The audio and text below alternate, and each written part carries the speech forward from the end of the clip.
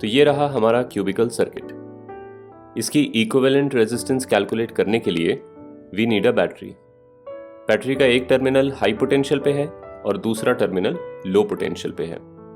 जैसे ही बैटरी को सर्किट के डायगोनली ऑपोजिट पॉइंट्स पे कनेक्ट करते हैं, सर्किट में हाई पोटेंशियल से लो पोटेंशियल का एक ग्रेडियंट सेटअप हो जाता है।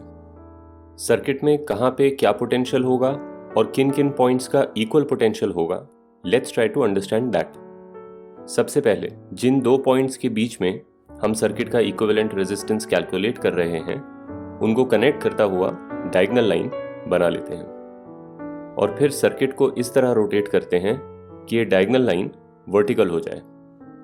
एज यू विल सी, ऐसा करने से इस सर्किट की वो सिमेट्री दिखाई देगी जो इस प्रॉब्लम को सॉल्व करने के लिए रेलेवेंट है। पहले इस सर्किट को ऊपर से देखो। You will see that because of the symmetry, इन तीन सेगमेंट्स का सेम पोटेंशियल होगा।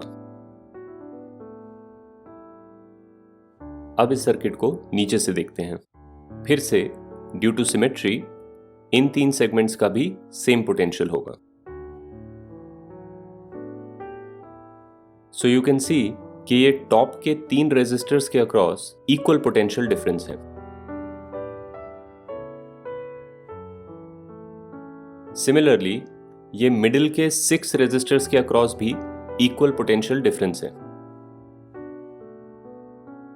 एंड लास्टली ये नीचे के 3 रेजिस्टर्स के अक्रॉस भी इक्वल पोटेंशियल डिफरेंस है। सर्किट के कोई भी ऐसे दो पॉइंट्स जिनका पोटेंशियल इक्वल है, उनको आपस में जोड़ देने से सर्किट में कोई चेंज नहीं होता है। So let's do that.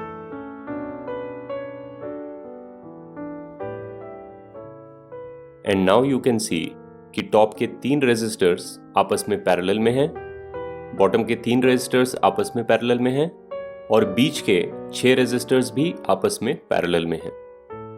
Parallel resistances का फॉर्मूला यूज करके इनको इनके इक्विवेलेंट रेजिस्टेंसेस से रिप्लेस कर देते हैं। और अब ये 3 रेजिस्टर्स सीरीज में हैं, तो इनको सीरीज का फॉर्मूला यूज करके ऐड कर लेते हैं एंड वी आर डन। अब एक इंटरेस्टिंग बात देखो, रेजिस्टेंस कैलकुलेट करने की ये अप्रोच सिर्फ क्यूब नहीं, सारे रेगुलर पॉलीहेड्रा पे काम करती है। एक रेगुलर पॉलीहेड्रॉन ऐसा 3D स्ट्रक्चर होता है जिसके सारे एजेस बराबर लेंथ के होते हैं और सारे फेसेस आइडेंटिकल या कॉन्ग्रुएंट होते हैं।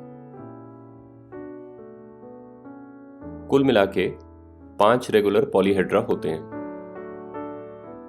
क्यूब तो हमने कर लिया, अब एक दूसरा पॉलीहेड्रॉन देखते हैं।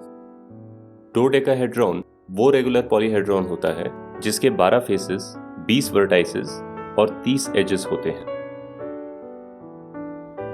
तो अगर एक डोडेकाहेड्रॉन के डायगोनली ऑपोजिट पॉइंट्स पर हम बैटरी लगाते हैं, वी विल फाइंड कि जिस तरह क्यूब में 3 क्लस्टर बने थे जिनमें 3, 6 और 3 रेजिस्टर थे, डोडेकाहेड्रॉन में 5 क्लस्टर बनेंगे, 3, 6, 6, 6 और 3 रेजिस्टर्स के। टॉप के 3 रेजिस्टर पैरेलल में हैं, तो उनका इक्विवेलेंट रेजिस्टर बनेगा 1/3। उसके नीचे के 6 रेजिस्टर आपस में पैरेलल में हैं और इनका इक्विवेलेंट रेजिस्टेंस बनेगा 1/6।